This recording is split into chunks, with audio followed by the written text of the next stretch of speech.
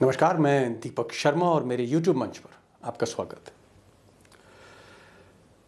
दोस्तों, इस मुल्क की सियासत में जो खेल आपको पर्दे पर दिखता है, अक्सर पर्दे के पीछे खेल कुछ और ही होता है।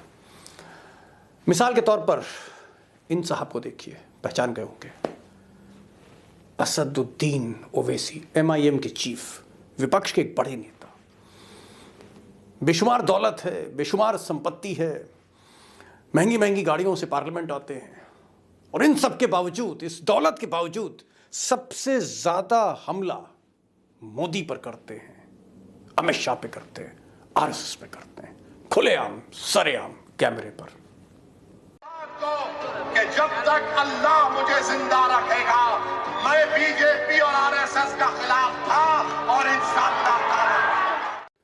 अब ओवैसी साहब के हमले तो इतने तल्ख होते हैं मोदी और शाह पर, जितने शायद शरद पवार के नहीं होते, ममता बनर्जी के नहीं होते, अखिलेश यादव के नहीं होते, तेजस्वी के नहीं होते, जितने भी अपोजिशन लीडर हैं। लेकिन बाकी जो अपोजिशन लीडर हैं, सबके घर पे छापे पड़ते हैं, ED जाती, इनकम टैक्स जाता है।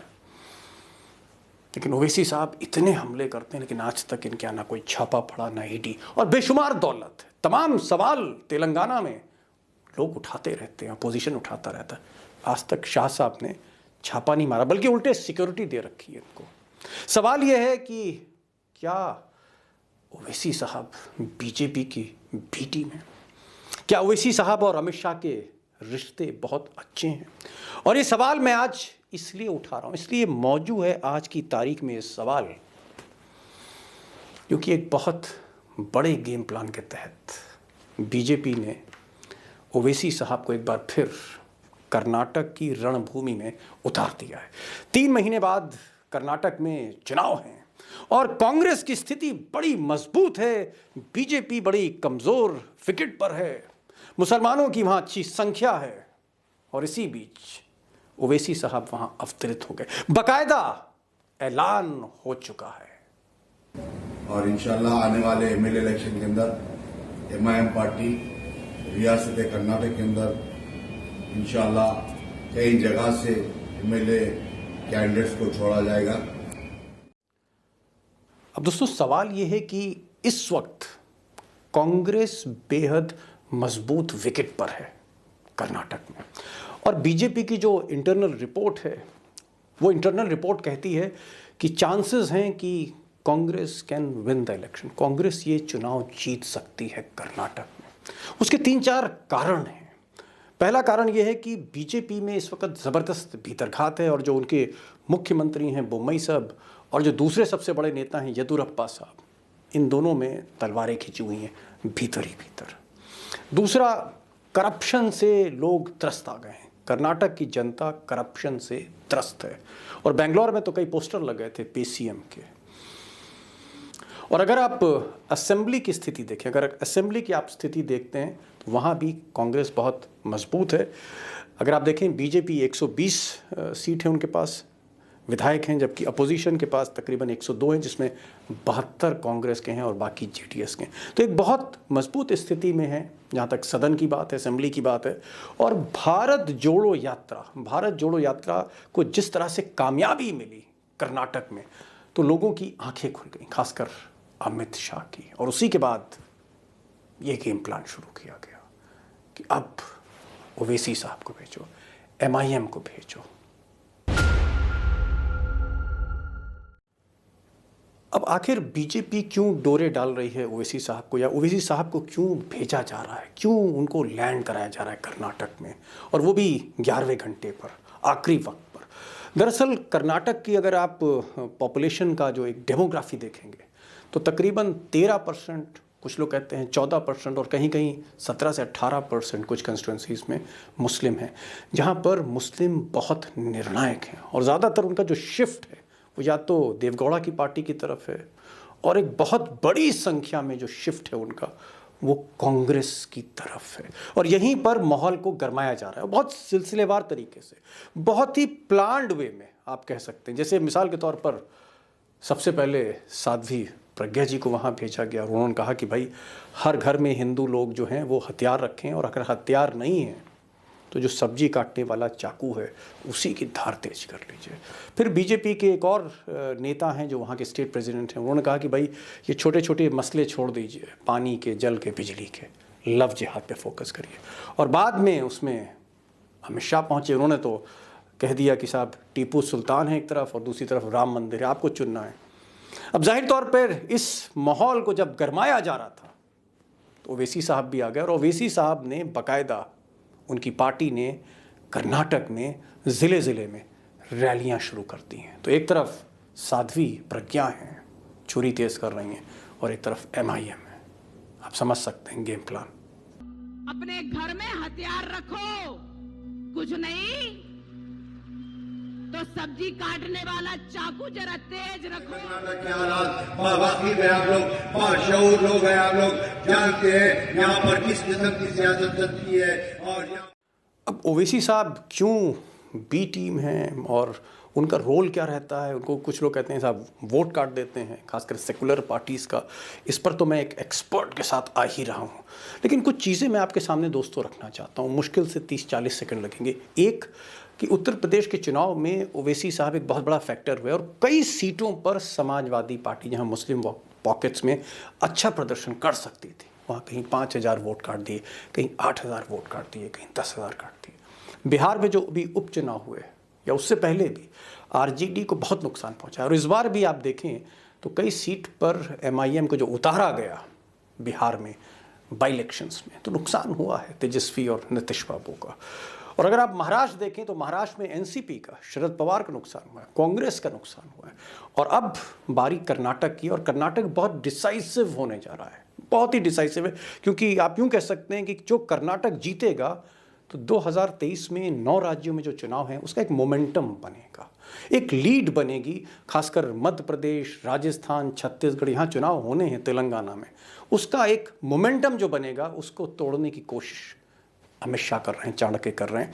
और जहाँ तक मुस्लिम सीटों की बात है तो 224 के हाउस में अगर आप देखें 60 सीट ऐसी हैं जो मुस्लिम डोमिनेटेड हैं, और इन्हीं 60 सीटों पे सेंधमारी की कोशिश के लिए MIM को उतारा गया।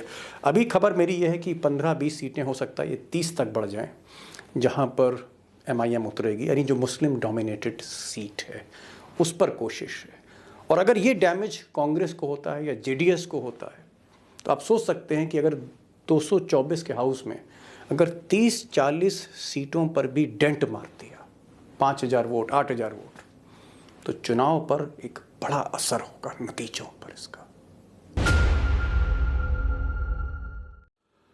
अब दोस्तों कई जहन में सवाल मेरे भी हैं और आपके भी हैं कि आखिर ऐसा क्या होता है कि बात तो मुसलमानों के हित की करते हैं, बीजेपी को हिट करते हैं, मोदी जी को हिट करते हैं, अमित शाह को हिट करते हैं, सब कुछ ऐसा करते हैं ओवैसी जहां लगता है कि नहीं, ये आदमी सेकुलर क्रेडेंशियल्स का है।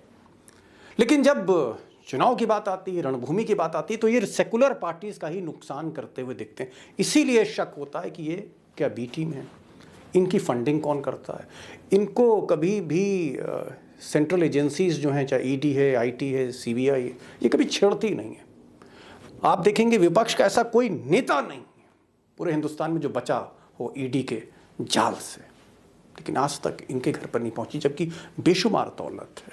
यही सब सवाल है कि आखिर इनके यहाँ छापा क्यों नहीं पड़ता, और आखिर क्या इनकी कोई अमित शाह से, भाजपा के चाणक्य के साथ कोई गेम प्लान है।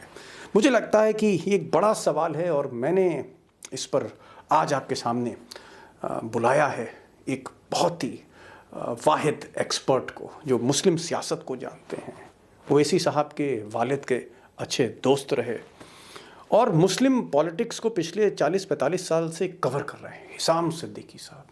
और मुझे लगा कि उनको रूबरू कराना चाहिए आपसे, क्योंकि ये एक ऐसा सवाल है जो कहीं ना कहीं चुनाव के समय लोगों के मन में रहता है। चलिए आज इस पर बात करते हैं, सीधे चलते हैं हिसाम सिद्दीकी के पास। एक एक लफ्ज़ सुनिएगा, 45 साल का तजुर्बा है। क्या ओवैसी साहब जो बात तो करते हैं मोदी के मुखालिफ, जो बात तो करते हैं अमित शाह के मुखालिफ, RSS के मुखालिफ, लेकिन जब इंतखाब की बात आती है, इलेक्शंस की बात आती है, तो पता लगता है वो बी टीम बन जाते हैं। हकीकत क्या है, सच्चाई क्या है? आप 40-45 साल से मुस्लिम पॉलिटिक्स को कवर कर रहे हैं, ये ओवैसी साहब वाकई बी टीम है या अपनी मर्जी से पहुंच जाते हैं? कौन इनको फंड करता है? थोड़ी रोशनी आप इस पर डालें। अब कर्नाटक की जो पोजीशन है इस वक्त मुसलमानों के ताल्लुक से बहुत ही खतरनाक है। कर्नाटक सरकार कह रही है कि हम सिविल कोड ला रहे हैं, कर्नाटक सरकार कह रही है कि हम हलाल मीट बंद करने जा रहे हैं, कर्नाटक में बीजेपी के लोग कह रहे हैं, जो हिंदुत्ववादी संगठन है, कि हम सब्जी नहीं बेचने देंगे, कर्नाटक में कह रहे हैं हम हिजाब नहीं पहनने देंगे। ऐसे हालात में अगर बीजेपी सरकार, और बीजेपी कमजोर है कर्नाटक में, वो अपने करप्शन की वजह से बहुत बदनाम हो चुकी है सरकार। अब अगर वहां उसके हारने का चांस है कांग्रेस के जरिए, तो वैसे पहुंच गए हैं। तो वैसे जाहिर है किसी ना किसी के तो कहने पे हैं, अपनी मर्जी से तो नहीं पहुंच सकते हैं, ये गए हैं किसी के कहने पर। और अब तो जैसा कि आपने भी बताया, उनके किसी कौसर मोहिउद्दीन, उनके जो प्रदेश के अध्यक्ष हैं, शायद उन्होंने प्रेस वो ऐलान कॉन्फ्रेंस कर चुके हैं, ये कह दिया कि हम सारी सीटों पर चुनाव लड़ेंगे। अरे भैया, आपकी सारी सीटों पर क्या हैसियत है? अव्वल तो ओवैसी की जो पार्टी है दीपक, इस देश में कोई इस पर गौर नहीं करता, बात नहीं करता, बहस नहीं करता कि ओवैसी की पार्टी ही एंटी सेकुलरिज्म है। उनकी पार्टी के नाम है ऑल इंडिया इत्तेहादुल मुस्लिमीन। क्या मतलब है इसका? मतलब आप हिंदुस्तान में से 18% 16% मुसलमानों को इत्तेहाद करेंगे, वो भी सारे आपके साथ नहीं है। तो ये तो उनकी बुनियादी गलत लगती है हमको। तो वो जो कर रहे हैं हरकत, वो जानबूझकर मुसलमानों को नुकसान पहुंचाने का और मुसलमानों को खतरे में डालने का काम कर रहे हैं मुसलसल। अभी गुजरात में वो क्या करके आए ये भी सबने देखा है। उससे पहले यूपी में वो आए थे, खैर यूपी में चलिए उनको ज्यादा वोट नहीं मिले, फिर भी कई सीटें यूपी में उनकी वजह से हारी हैं। तो नहीं, ये लेकिन जो निजाम भाई, मैं आपको टोक रहा हूँ। जो आंकड़े हमने गुजरात के देखे या जो आंकड़े हमने बिहार के देखे, बिहार में जो बाई इलेक्शंस हुए अभी, उन बाई इलेक्शंस में जिस तरह से एमआईएम ने अपने कैंडिडेट खड़ा किया, तो नुकसान तो फिर उसमें महागठबंधन का हुआ है। वो कहीं 10,000 वोट काट देते हैं, कहीं 11,000 वोट काट देते हैं, और वो जो 10-11 हजार वोट वो काटते हैं, उससे क्या होता है कि जो सेकुलर पार्टी है कहीं ना कहीं वो उसके वोट कम होते हैं और पता से लगता है वो एडवांटेज बीजेपी होता है। तो कर्नाटक में भी जो मेरी जानकारी है, जो मेरी वहां बेंगलोर में बात हुई है, 20 से 25 ऐसी सीटें हैं, खासकर गुलबर्गा में, बीजापुर में, जहां मुस्लिम पॉपुलेशन ज्यादा है, वहां पर ये अपने कैंडिडेट्स खड़ा करने चाह रहे हैं। और जाहिर तौर पे जब ओवैसी जाएंगे और फिर वो जो तकरीर करेंगे, तो जाहिर तौर पे इससे नुकसान तो सेकुलर पार्टीज का होगा, इससे नुकसान तो कांग्रेस का होगा। और अगर 25-30 सीटों पर खुदा ना खास्ता अगर असर डाल दिया 5,000 वोट का, 8,000 का, तो हिजाज साहब गिनती तो बिगड़ गई कांग्रेस की। बिल्कुल मुमकिन है। देखिए, दो काम होते हैं। ओवैसी की पार्टी को वोट कितना मिलता है ये इतना मैटर नहीं करता, 2-4 हजार 5,000 कहीं ज्यादा भी। असल मसला ये है दीपक कि ओवैसी जो तकरीरें करते हैं जाकर के चुनाव में, उनकी तकरीरों की वजह से हिंदू वोटर पोलराइज होता है बीजेपी की तरफ से। यही बीजेपी का मकसद है कि वो ओवैसी के जरिए ये काम करते रहें। वोट कितने मिले वो उतना मैटर नहीं करता, जितना मैटर ये करता है कि वो भी हिंदू वोटर जो फेंस सिटर कहलाते हैं, जिनको बीजेपी से लेना देना नहीं होता है, जब वो ऐसी की तकरीर सुनते हैं, फिर उनके दिमाग में आता है कि यार ये मुसलमान क्या कर रहे हैं, इनके खिलाफ तो जाना चाहिए, तो वो चले जाते हैं। तो असल जो काम बीजेपी का होता है वो इनकी तकरीरों से पोलराइजेशन का होता है। और जैसा आपने कहा कि वहां पहले से ही तय कर दिया है बीजेपी ने, वो अमित शाह चूंकि जाके बोल आए हैं टीपू सुल्तान और राम मंदिर, और फिर प्रज्ञा सिंह ठाकुर गई और फिर वहां के अध्यक्ष कह रहे हैं लव जिहाद। अगर उनसे पूछा जाए कि कर्नाटक में लव जिहाद के कितने केस हैं, कोई सर्वे है क्या, तो झूठ है, कुछ नहीं है उनके पास। एक भी लाइन का सर्वे या कोई चीज ऐसी नहीं है जिससे वो साबित कर सकें कि लव जिहाद कोई बड़ा मसला है। प्रज्ञा ठाकुर कह रही चाकू तेज कर लीजिए, अमित शाह कह रहे हैं कि साहब आप टीपू सुल्तान और राम मंदिर से चुन लीजिए। अब उस बीच में जब ये शेरवानी वाला पहुंचता है वहां, और ये जाकर के जाहिर है ये टीपू सुल्तान की भी बात करेंगे, ये बता दूं आपको, तो ये अपने वोट कितने पाएंगे मुझे नहीं पता है, लेकिन ये नॉन मुस्लिम जो बीजेपी के वोटर नहीं भी हैं, हिंदू वोटर, उनको पोलराइज कर देंगे बीजेपी की तरफ। ये इनका काम है। और अब चाहे कोई कुछ कहता रहे दीपक, जिस तरह की इनकी एक्टिविटीज हैं, सियासी एक्टिविटीज, अब कोई कुछ भी कहता रहे, अब मैं या कोई भी समझदार मुसलमान ये मानने को तैयार नहीं है कि ओवैसी बीजेपी के पेरोल पर हैं। बी टीम तो छोड़ दीजिए, जो बीजेपी कहती है, जो अमित शाह इंस्ट्रक्शन देते होंगे या मोदी, वही करते हैं वो। अब वो चाहे जितनी सफाई दें, उनके सफाई से कोई फर्क नहीं पड़ने वाला। इत्तेहादुल मुस्लिमीन क्या मतलब भाई? मुसलमानों को इत्तेहाद कर लेंगे आप 18% 16% पर जीत लेंगे? तो ये जो हरकत वो कर रहे हैं ये बहुत खतरनाक है मुसलमानों के लिए। अब दिक्कत क्या है?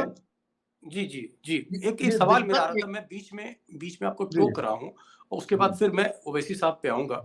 ये सवाल भी बड़ा मौजू है क्योंकि आप कर्नाटक जाते रहे हैं और कर्नाटक के ज्यादातर चुनाव आपने कवर किए हैं। कर्नाटक में कई बड़े नेता आपके बड़े अच्छे ताल्लुकात थे उनसे, तो कर्नाटक की आप सियासत समझते हैं। मैं ये पूछना चाह रहा हूँ कि ये जो भारत जोड़ो यात्रा वहां निकली और आपके पास भी फीडबैक आया होगा, बड़ी गजब की वहां पर इसको कामयाबी मिली कर्नाटक में और बहुत लोग आए और खासकर जो अकलियत है, जो माइनॉरिटीज है, उसमें बहुत सपोर्ट मिला। और कांग्रेस का इंटरनल सर्वे भी कह रहा है कि साहब ये तो इलेक्शन बड़े आराम से, अगर कांग्रेस थोड़ा सा भी कायदे से और थोड़ा सा मन लगा के और मेहनत करके अगर वो लड़ती तो जीतेगी, क्योंकि एक तरफ बीजेपी में इनफाइटिंग बहुत है। येदुरप्पा और बोम्बई जो चीफ मिनिस्टर हैं बीजेपी के, उनके बीच में झगड़ा है, करप्शन के चार्जेस है। तो आपको लगता है कि कांग्रेस को समर्थन देना चाहिए था ओवैसी साहब को, अगर वाकई वो माइनॉरिटीज की वो चिंता उनको है, अगर वाकई वो चाहते हैं कि भाई बीजेपी हारे, आरएसएस की जो ये यहाँ पर पूरा नेटवर्क है वो ध्वस्त हो, अगर इस तरह की सोच वो रखते हैं ओवैसी, तो समर्थन क्यों नहीं करते कांग्रेस का? तो कांग्रेस ही उनको 2-4 सीट देते, भाई लड़ जाइए आप, ऐसा क्यों नहीं होता? देखिए मैं आपको बताऊं कि हमारी अभी कर्नाटक के एक बीजेपी लीडर से बात हुई एक हफ्ता पहले, तो हमने उनसे पूछा भाई आपके यहाँ सिचुएशन क्या है, आप लोग दोबारा पावर में आ रहे हैं? उन्होंने कहा साहब एक्सेस तो कांग्रेस का है। बहुत साफ साफ कहा उन्होंने कहा साहब एक्सेस तो पब्लिक में कांग्रेस का है और यात्रा का बहुत बड़ा फर्क पड़ा है। दूसरे उन्होंने कहा हमारे मुख्यमंत्री ने कुछ करके नहीं दिया, इसका भी बड़ा नुकसान हुआ है। अब रही ओवैसी की और कांग्रेस की बात, देखिए ओवैसी 2004 में कांग्रेस के साथ थे। 2004 से 2014 तक कांग्रेस ने, या 2000 जब तक अर्जुन सिंह एचआरडी मिनिस्टर थे, कांग्रेस ने जितने काम मुसलमानों की तालीम के सिलसिले में कर दिए या उनकी फाइनेंशियल मदद करने में कर दिए 2004 से 2009 तक खास करके, उसका कोई मिसाल पिछले 20 साल में नहीं मिलती है और ज्यादा में। तब ओवैसी साथ थे। आज तक ओवैसी ये नहीं बता पा रहे हैं या बताना चाहते नहीं हैं कि उन्होंने यूपीए छोड़ा क्यों। वो सिर्फ लफाजी करते हैं, कभी कोई ठोस बात आज तक उन्होंने बता के नहीं दी है कि उन्होंने क्यों छोड़ी है। तो इससे तो जाहिर होता है कि उनको जो फायदे बीजेपी से मिल रहे होंगे वो कांग्रेस से नहीं मिलते होंगे, तभी ना उन्होंने कांग्रेस का साथ छोड़ा है और हर जगह कांग्रेस के खिलाफ चले जाते हैं। और एक सिर्फ कांग्रेस नहीं है, देखिए वो महाराष्ट्र में खिलाफ है अघाड़ी के, वो बंगाल में खिलाफ है ममता के, वो बिहार में खिलाफ है लालू की पार्टी के और नीतीश कुमार के, वो उत्तर प्रदेश में खिलाफ है समाजवादी पार्टी के, वो कर्नाटक में खिलाफ है कांग्रेस के। वो किसके हैं फिर? वो ये तो बताएं, क्या सिर्फ 18% वोट पर वो सबसे लड़ाई लड़के और सबको मुखालिफ बना करके वो कुछ कर लेंगे, सिवाय इसके कि मुसलमानों को और ज्यादा परेशानी में डालें? अब एक दिक्कत और भी है दीपक, वो दिक्कत ये है कि जैसे हम लोग हैं, हम लोग कोशिश करते हैं, तो हम लोग लिमिटेड सोर्स है हमारे पास, हम एक लिमिटेड तक सीमा तक कर सकते हैं। लेकिन जो अपोजिशन पार्टियां हैं, कांग्रेस हो, समाजवादी पार्टी हो और जो पार्टियां हैं, ये लोग अपनी कैंपेन में मुसलमानों में ये बात नहीं बताते हैं कि ओवैसी कितना खतरनाक है आपके लिए, बाकी सब बात करते हैं। कहीं ना कहीं ये इस डर में रहते हैं कि ओवैसी के खिलाफ बोलूंगा तो कोई मुसलमान नाराज हो जाए। ऐसा नहीं है, आप सच बात तो बताइए लोगों को आप सच बात बताएंगे तो लोग आपकी बात सुनेंगे। लेकिन नहीं, ये लोग बोलते नहीं। तो ओवैसी के खिलाफ कैंपेन भी चूंकि नहीं हो पा रही है बहुत मजबूती से, इसका भी वो फायदा उठा रहे हैं। हिसाब साहब एक चीज और, आप एक ऐसे संपादक हैं, एक ऐसे एडिटर हैं इस वक्त हिंदुस्तान में जो जितने भी मुसलमानों के धर्म गुरु हैं उन सबके साथ आपका राबका साबका है, चाहे देवबंद कह लीजिए, चाहे नदवा कह लीजिए, चाहे जहां जहां मुस्लिम रिलीजियस लीडरशिप है वो सब आपके टच में है। तो जब आपकी मुस्लिम रिलीजियस लीडरशिप से बात होती है, जब आप उनसे बात करते, तो वो ओवैसी के बारे में क्या कहते हैं? क्या उनका समर्थन है ओवैसी को? आज तक एक भी रिलीजियस लीडर और सोशल लीडर मुसलमान ने ओवैसी की तारीफ हमसे नहीं की है। और हद ये है कि ओवैसी मुस्लिम पर्सनल लॉ बोर्ड में बहुत एक्टिव हो गए थे बीच में, अभी भी हैं। अब वहां पर पहले थे मौलाना वली रहमानी, मुस्लिम पर्सनल लॉ बोर्ड के जनरल सेक्रेटरी, तो वो इन लोगों की हरकतों को काफी हद तक ठीक कर लेते थे। अब वो रहे नहीं, अब वो है नहीं। और एक साहब जो दूसरे काम देख रहे हैं मुस्लिम पर्सनल लॉ बोर्ड का, वो है हैदराबाद के, तो वो ओवैसी के दबाव में रहते हैं, जिससे भी थोड़ा नुकसान हो रहा है। लेकिन अकेले में बात मैंने जितने लोगों से की, आज तक किसी ने ये नहीं कहा कि ओवैसी की पॉलिटिक्स ठीक है। सब ने कहा कि भाई इनकी पॉलिटिक्स समझ में नहीं आती है, ये क्या मौलाना करना मदनी चाहते साहब हैं। से बात हुई हो, जो देवबंद वाले मदनी साहब, क्या कहते हैं इनके बारे में? नहीं, मदनी वो भी साहब बहुत से बड़ी मेरी बात शख्सियत तो है। नहीं हुई, मदनी साहब से मेरी बात तो नहीं हुई है, लेकिन जिन जिन लोगों की बात हुई है उन सब ने मौलाना वहां के मदनी, दोनों मदनी, अरशद मदनी और महमूद मदनी, कई बार तो उन्होंने टीवी पर बाकायदा कहा, वो तो हवाला दे देते हैं कि ओवैसी के वालिद से उनके बड़े ताल्लुकात थे, लेकिन ओवैसी के बारे में वो कोई राय देते नहीं है, ना तो पॉजिटिव राय ना निगेटिव राय, वो बोलते नहीं है। क्यों नहीं बोलते हैं अब ये तो मसलहत वही जाने, लेकिन उनको बोलना चाहिए, बहुत खुल के बोलना चाहिए। अगर उनको मुसलमानों की फलाह की वो है, फिक्र है जी। कि मुसलमान चैन से इस देश में रह सके, वरना अगर ये मैं बता दूं आपको कि दोबारा कर्नाटक में कांग्रेस हार गई और बीजेपी पावर में आ गई, तो मुसलमान भूल जाए कि किस तरह मुसलमान रहता है, फिर तो मुसलमानों को गुलाम बन के रहना पड़ेगा, जिस तरह की हरकतें बीजेपी कर्नाटक में कर रही है। अब आप मुझे बताइए, हलाल मीट बैन करने का क्या मतलब है? मैं 2 सवाल और बचे हैं और मैं जल्दी जल्दी उनका जवाब चाहता हूँ, समय भी भाग रहा है। एक, ओवैसी साहब के, असदुद्दीन ओवैसी साहब के जो वालिद थे, उनके जो फादर थे, पिताजी थे, उनसे भी आपके संपर्क थे, क्योंकि आप तो 40-45 साल से पत्रकारिता कर रहे हैं। ओवैसी साहब के जो वालिद, उनके फादर और ओवैसी साहब, इनकी सियासत में बुनियादी फर्क क्या दिखता है आपको? नहीं, बुनियादी फर्क ये है कि वो नुकसान नहीं करते थे और वो अपने आप को हैदराबाद तक महदूद रखते थे। उनका ये था कि वो हैदराबाद तक रहें, उसके आगे निकलने की कोशिश कभी नहीं की उन्होंने। कहीं उन्होंने एक एमएलए का इलेक्शन नहीं लड़वाया किसी दूसरे स्टेट में, और वो इनके मुकाबले 1000 गुना ज्यादा समझदार थे। ओवैसी साहब से। जी। दूसरी चीज, क्या आपको लगता और है कि मैं जो आपको जी, उनका एक वाकया बता दूं। अब ना तो वो रहे ना दिलीप कुमार साहब रहे। बंबई में जब राइट हुआ 1993 में, बाबरी मस्जिद गिरने के बाद जी, बहुत बड़ा राइट हुआ था, सबको याद है। तो उस जी, वक्त बात आई कि रिलीफ के लिए चंदा इकट्ठा करना है। तो उस जी, रिलीफ के चंदा इकट्ठा करने में दिलीप साहब परेशान रहते थे और लोग उनके साथ लगे जरूर थे, लेकिन चूंकि कर्फ्यू था और निकलना मुश्किल था, लोग बैंक नहीं जा पा रहे थे, तो पैसे देने में दिक्कत हो रही थी कि वे बैंक से पैसे निकाले कैसे। उस वक्त असदुद्दीन ओवैसी के वालिद ने, मेरी पर्सनल जानकारी है, उन्होंने हैदराबाद से और कई जगहों से चंदा इकट्ठा करके थोड़ा मोड़ा नहीं 90 लाख रुपए दिलीप कुमार साहब को भेजे कि आप रिलीफ का काम करिए, और इसके अलावा भी कोई जरूरत होगी तो हम मौजूद हैं इसके लिए। तो वो इस किस्म के आदमी थे। जी। अब आपको क्या लगता है कि ओवैसी साहब का जो मैं लाइफस्टाइल देखता हूँ, बेशुमार दौलत है और महंगी गाड़ियों से चलते हैं, और अभी तक तमाम विपक्ष के नेताओं पे छापे मारे गए। अगर कोई 2 करोड़ की गाड़ी से पार्लियामेंट में विपक्ष का कोई नेता पहुंच जाए, कांग्रेस का पहुंच जाए या समाजवादी का पहुंच जाए, किसी और पार्टी का पहुंच जाए, तृणमूल का पहुंच जाए, तो समझ लीजिए कि उसके घर ईडी पहुंच जाती है।